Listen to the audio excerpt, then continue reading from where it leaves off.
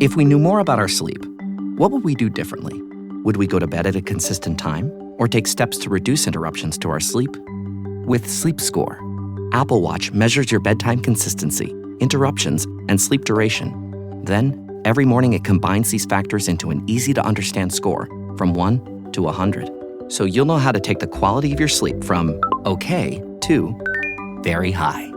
Know your sleep score with Apple Watch. iPhone 11 or later required. Kraft Mac and Cheese is better than 90s hip-hop. We'll remind you of your childhood without making you feel incredibly old. Kraft Mac and Cheese. Best thing ever. Welcome to the Sportsman's Voice Roundup, your weekly look at conservation and sporting community news happening across the nation and on the Hill. Thanks for tuning in. This is the TSV Roundup. Welcome in, ladies and gentlemen, to this week's edition of the Sportsman's Voice Roundup, your weekly look at conservation news from across the nation for the week of March 30th, 2026. We made it to the end of March. Your guys are hearing this in April, and that means it is on for turkey season as everyone really starts coming into season here in earnest. So we'll have plenty of time to listen to me nerd out about that throughout the season, but we're going to get to the task at hand here and cover all the news. This week's lead article comes from California. Yeah, maybe both are kind of one and the same at this point. We're going to cover the 2022 firearm marketing law that has violated, and we'll let Kaylee Mortensen, who we'll introduce here in a second, talk about more of this, violated the First Amendment. This is a good news story that we're leading off with, a huge win for the sporting community. We'll get to Kaylee here in a second. Other news from across the nation. We head to the Midwest where South Dakota legislative session has come to an end. We'll check in on that with Jake Gould. In the Southeast, hunting access bill clears the Tennessee General Assembly. In the Northeast, I can't believe I'm going to speak it. Maybe I'll speak it into an existence. Could the Bay State, Massachusetts, actually roll back Sunday hunting prohibitions? We'll find out. And finally, we'll end things in Rhode Island with a forestry article from director John Colclasure. All that and much, much more. But let us first get to Kaylee Mortensen, who is making her debut on this program out in the Western states, our senior coordinator out there. Kaylee, welcome to the show. Yeah, thank you, Fred. Like Fred mentioned, I'm Kaylee Mortensen. I'm the Southwestern States Coordinator here for CSF. So I'm based in California, and I cover California, Utah, Nevada, Arizona, and Hawaii. It's a tough assignment. Yeah. Would you like me just to get into it, Fred? Yeah, well, so let's get a little history here. And like I said at the top, this goes back 4 years. And essentially what you had was the government of California putting out this bill, and Kayla, I'll let you talk about it, but essentially it made it impossible for nonprofits and other folks to do any sort of R3 counter recruitment that had anything to do with firearms, firearm imagery, mention of firearms. And it was, right when it happened, I was personally in the thick of things professionally with the job I had at the time, and it made it very difficult to execute those marketing strategies and how we were communicating to the general hunting populace, and again, getting back to R3. So I'm looking forward to your report on this and knowing how this has gone. So take it from there, Kaylee, and catch us up with the last 4 years of litigation and where we stand today. Yes, absolutely. So like Fred said, this has been a 4-year battle that started in the summer of 2022 when Assembly Bill 2571 was passed. And this bill prohibited the marketing of firearms to minors. However, its language was written so broadly that it cast a net over many other communications related to lawful youth hunting and recreational shooting. So this made it near impossible, actually made it illegal to market hunter education programming and a lot of other hunter ed or youth programming as well. And if you violated the law, it would actually they'd impose a fine of $25,000 per impression or occurrence of that communication, which is a big deal. And then on that, Fred, you can correct me if I'm wrong. I think that's when manufacturer websites actually had, when you go to a website and it asks you your age, I think that was in reaction to this law as well. I can't speak to that. I feel like that's been a thing for a while, perhaps, maybe some of them, just out of a CYA kind of strategy, but, I do know that it like I said, it made it very cumbersome for anyone to do any sort of business, because of the potential. Even if you weren't targeting California or any California, initiatives or events, as I understood at the time, if by chance your national organization was putting out, say, a national raffle, or they were pumping up a convention or some sort of meeting coming up, and there was any of what you just said involved in that, if a kid happened to see it and they found out, you were going to get tagged that $25,000. So for I think the better part of a year, the brakes were like just slammed down, and everyone kind of had to back off and figure out how they were going to work around this without getting hit with, per offense, 25 large. Yes, exactly. And it's unfortunate when you can't even communicate when a hunter education course will be because that's a form of marketing. Mhm. So I think everyone was walking on eggshells during that time. So get us to the ruling here. What was determined? Here in your article, you mentioned it was ruled a violation of First Amendment. Can you give us any more on that? Yeah, so pretty much immediately after this law was passed, we at the Congressional Sportsman Foundation, Safari Club International, Sportsmen's Alliance Foundation, and so-called Top Guns, we immediately sued on that it violated the First, Second, Fifth, and 14th Amendments. And so that took about 2 years to get to the Ninth Circuit Court of Appeals, in which they did side with us, but the state of California wasn't appeased with that, and continued litigation. And so it hasn't been till the last couple weeks where it was brought to a federal court and the judge ruled in our favor and California conceded. Very good. And according to your article, plaintiffs will recover almost $500,000 in those attorneys' fees and costs from the state of California. So not only is this a monumental win and a good win for our community, but a little stick it to you in the end, making sure they're going to pay the bill on this one too, and not waste the money of all these partner organizations and us, as most of us are nonprofits. Yes, exactly. And the state of California has 270 days to repay that. So, Very good. Get to the check signing so we can get to the check cashing. I say that playfully, but no, it's very serious. And those funds don't come easy, especially in the nonprofit world. And, to be able to um, go through this process, a multi-year process, and come out with this win, it's revenue well spent. And it's good to see it's coming back and we get these results. Kaylee, thank you so much for making the time and bringing this good news to us. It is outstanding, and hopefully this sets precedent for any other state that may try their hand at this. I imagine they would be the states to the north of California, probably, maybe New York. If we could see this, but nevertheless, we've got case law, we've got precedent, so we know right where to go to bring this out. Should it rear its ugly head across the country? thank you, Fred. All right, Kaylee, we'll catch up with you soon. Keep up the good work out there. Thanks.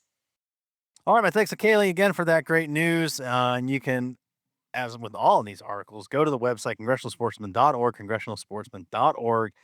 Head to the articles in the media room, get all the further details, the in article links. You can check out the legislation, see the language, see our testimony, and anything else that's there that can help you do a deep dive and become better familiar with those stories, the legislation, the policy, the cause and effect there for that particular bill, what that would have done for R3. So lots of good resources there. All right, let's continue on. We'll head to the Midwest. We'll work left coast to East Coast. Jake Gould lets us know how the South Dakota legislative session ended up as it closed.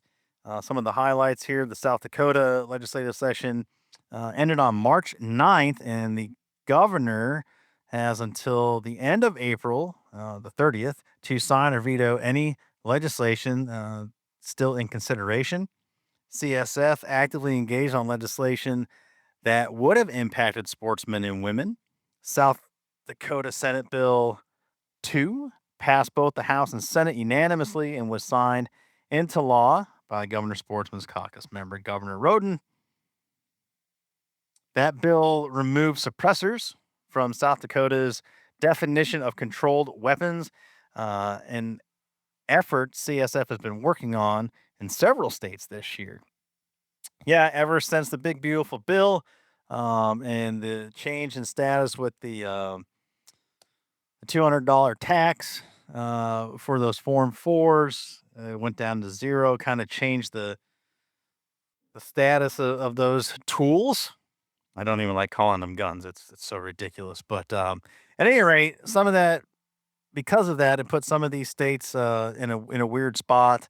So language needed to be updated, and we're proud to see that took place in North Dakota. And I want to say another one of Jake's states that he manages just last week in Kansas did the same thing, or they're in some sort of successful part of. I don't know if it moved out of the House and still got something to go, but at any rate, there's positive momentum in Kansas as well with this very issue. So good news happening out there with suppressor legislation. Connor Barker in the Southeast reports on hunting access bill that cleared the Tennessee General Assembly, talking about House Bill 2017 and Senate Bill 2028, sponsored by Tennessee Legislative Sportsmen's Caucus member Senator Adam Lowe and Representative Mark Cochran, both introduced in January, will prohibit local governments from regulating the manner and means of taking wildlife, including the lawful discharge of a firearm. Those bills both passed the General Assembly earlier this month and now are waiting for a signature from Governor Sportsman's Caucus member, Governor Bill Lee. Yeah, let's get that signed because that is good policy there, man. And I think there's lots of us throughout the country, and I can think about here locally that there are towns and municipalities that will tell you it's archery only. You can only do this or that, and then that's just crazy. Creates a awful patchwork of regulations and rules, and it ends up jamming people up that don't know any of it, or wouldn't even know to look at a specific town. You're going off of the state digest, the state regs, the abstracts, and at any rate, that's good news. Let's get that one signed by Governor Lee, and that'll be an awesome win there in the Southeast. All right, both these next stories are going to take place here in New England, Massachusetts, and Rhode Island, respectively. Great news in Massachusetts. We're almost there, not completely, but in short, the Healy-Driscoll administration had come out on March 19th with all the mass wildlife conservation leadership, held Jeff Corwin. If y'all remember Jeff Corwin, he was there too. He's a resident in Massachusetts and a true conservationist. A lot of people see him on Animal Planet and have this conflated idea of what conservation is. They think it's preservation under the conservation name. And truly, Jeff is a conservationist. He understands the importance of hunting, wildlife management, and sportsman's place in that. So anyway, he was there. Big fanfare, all the bells and whistles. And Maura Healey, the governor there in Massachusetts, decided she wanted to put an initiative forward saying it's high time the Bay State rescinded its Sunday hunting prohibition, looking to implement full access to crossbows with full implementation during the archery season. And a really important one that's kind of flying under the radar is basically cutting hunting setbacks in half. So a lot of these distances are like 500, I think 500 feet, and they're cutting them down in half. So if you get the Sunday hunting deal, now for most weekend hunters, you're doubling their opportunity. And if you cut those setbacks in half, you are opening up so much potential land, and you see these contiguous acres start getting piled together. So anyway, really good news there in Massachusetts. We'll keep you updated how that rolls. They're going to introduce legislation. Again, we'll see how it goes. This is the closest the Bay State's ever been to this. If Massachusetts does so and does rescind this prohibition, the vacation land, Maine, will be the only state in the entire country with a complete prohibition on Sunday hunting. Do with that information what you will. Right now, we're focused on Massachusetts and want to support this initiative. So, hopefully, the sporting community can get behind this. This is a bipartisan, nonpartisan issue. So, politics really need to be left out of this. Focus on what's being put in front of us and champion that and get that through and get it to Governor Healy's desk and let her sign her initiative. That would be amazing. So we will update as that progresses. Finally, in Rhode Island, CSF has opposed a handful of bills prohibiting forest management for wildlife. House Bill 7914 is the agriculture and forestry natural forest protection act that was introduced to designate existing management areas as natural area preserves that would prohibit active forest management in these areas and impose management restrictions on other forested land.